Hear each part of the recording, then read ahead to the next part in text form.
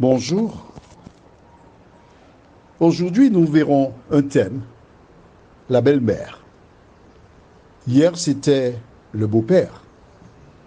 Ce petit garçon qui est venu publiquement demander à l'époux de sa mère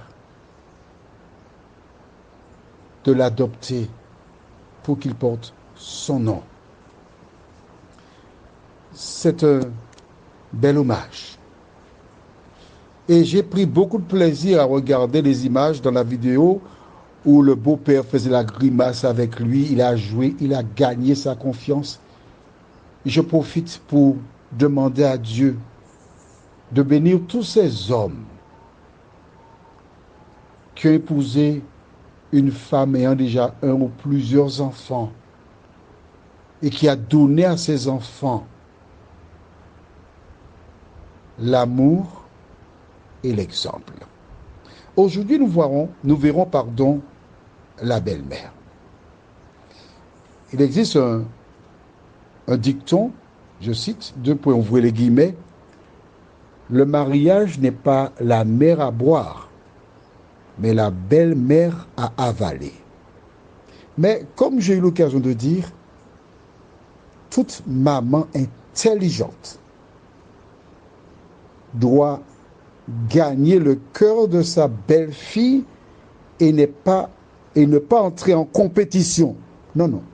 Alors, si tu es une maman qui est en compétition, qui veut choisir l'épouse pour ton fils, qui veut mener l'épouse, tu as perdu d'avance parce que le jour où tu n'auras plus de dents, ton visage sera froissé, tu auras peut-être perdu la vue et lui, cette dame-là va danser sur toi. Alors, ne sois pas simple d'esprit. Respecte la volonté de ton fils. Juste avant, prions. Notre Seigneur et notre Dieu, nous venons vers toi parce que sans toi, nous ne pouvons rien faire. Merci pour la parole qui nous donne la marche à suivre. Merci de nous aider, non pas seulement à la lire, mais surtout à chercher à la comprendre. Que le Saint-Esprit nous éclaire et qui nous conduise dans toute la vérité, nous t'en prions, au nom de Jésus et pour ta gloire éternelle. Amen. Quel est le modèle? Nous allons dans Genèse 2, les versets 18 à 24. L'Éternel Dieu dit, « Il n'est pas bon que l'homme soit seul. Je lui ferai une aide semblable à toi. » L'Éternel Dieu forma de la terre tous les animaux des champs et tous les oiseaux du ciel, et il les fit venir vers l'homme pour voir comment il les appellerait, et afin que tout être vivant porte le nom que lui donnerait l'homme. Et l'homme donna des noms à tout le bétail, aux oiseaux du ciel et à tous les animaux des champs. Mais pour l'homme, il ne trouva point d'aide semblable à lui.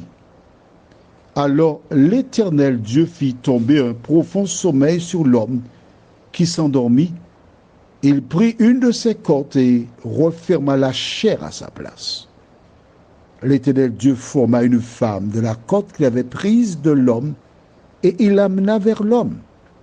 Et l'homme dit, « Voici cette fois celle qui est os de mes os et chair de ma chair. On l'appellera femme parce qu'elle a été prise de l'homme. C'est pourquoi l'homme quittera son père et sa mère et s'attachera à sa femme, et ils deviendront une seule chair. » Je reprends le verset 24 pour toi, avec plaisir. C'est pourquoi l'homme quittera son père et sa mère, et s'attachera à sa femme, et ils deviendront une seule chair.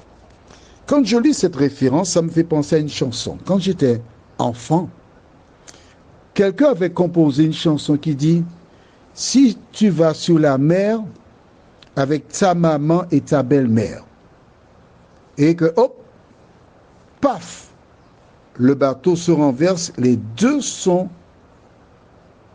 dans la mer. quelle personne sauveras-tu? Alors, je me rappelle brièvement, mais vraiment très peu de la chanson disait moi qu'est sauvé maman moi qu'est quitté femme là n'ayez en bas en dedans de l'eau, je vais sauver ma mère et je laisserai la femme se noyer. Cette chanson mettait donc en scène une situation très délicate. Qui sauver? Ma mère qui m'a donné la vie ou mon époux? Alors, je ne t'invite pas à faire ce choix-là, mais simplement à lire Genèse 2, verset 24, l'homme quittera, abandonnera son père et sa mère et s'attachera à sa femme. Lorsqu'un homme rencontre une femme, comme c'est le cas pour tous les couples, il abandonne ses parents. Il doit toujours honorer son père et sa mère, mais à partir du moment où il crée une nouvelle cellule, la mère doit accepter sa volonté et ne pas mettre son grain de sel pour détruire les foyers. Allons au livre de Proverbes, chapitre 31, le verset 27. Que doit faire la maman? Elle veille sur ce qui se passe dans sa maison et elle ne mange pas le pain de paresse. Maman, lorsque ton fils emmène une jeune dame, ton devoir c'est de prier pour lui, demander à Dieu de l'éclairer dans son choix. Mais si le choix est déjà fait, tu dois poser des questions pour inciter ton fils à réfléchir, analyser et faire le choix. Mais tu ne peux pas faire la loi dans son couple. Est-ce que tu comprends ça? Avant qu'il ne rencontre la jeune femme, tu dois le préparer pour qu'il sache ce qui est fondamental. Mais pour cela, tu dois le connaître pour ne pas imposer ta vision, ta manière de voir, parce que ton temps est passé et c'est son temps. Ses goûts, ce que tu penses, parfois est en conflit, mais tu dois rester à ta place. Il y a beaucoup de mamans qui ne savent pas le faire. Allons au livre de Matthieu, chapitre 20, et nous lisons les versets 20 à 22. Alors la mère des fils de Zébédée s'approcha de Jésus avec ses fils et se prosterna pour lui faire une demande ou une question. Il lui dit, « Que veux-tu? Ordonne, lui dit-elle, que mes deux fils que voici soient assis dans ton royaume, l'un à ta droite et l'autre à ta gauche. » Jésus répondit, « Vous ne savez ce que vous demandez. Pouvez-vous boire la coupe que je dois boire? Nous le pouvons, dirent-ils. » La question avait été abordée par la mère et ses deux fils. Et ils sont d'accord. Et voici les deux hommes qui suivent leur maman comme des gamins de 3 ans. Et c'est la maman qui va demander à Jésus dans le royaume, mais l'un à droite et l'autre à gauche. Heureusement que cette dame-là n'avait que 2 fils, parce qu'il y avait un troisième, je ne sais pas, il aurait peut-être proposé que Jésus s'asseye sur les épaules du troisième. Elle voulait placer ses enfants. Femme, qui que tu sois, ne cherche pas à placer ton fils. Ne cherche pas une femme qui a une situation, qui a de l'argent, qui est belle, qui a voiture, qui a maison. Ce n'est pas ce qui est fondamental. Ce qui est fondamental, c'est de savoir est-ce que cette femme a la crainte de Dieu? Est-ce que ton fils et elle peuvent communiquer, parler, se comprendre et avancer ensemble? Même si elle n'est pas riche. Mais s'ils peuvent communiquer, ils peuvent grandir ensemble et devenir riches. Femme, maman, si tu aimes ton fils, respectent sa liberté.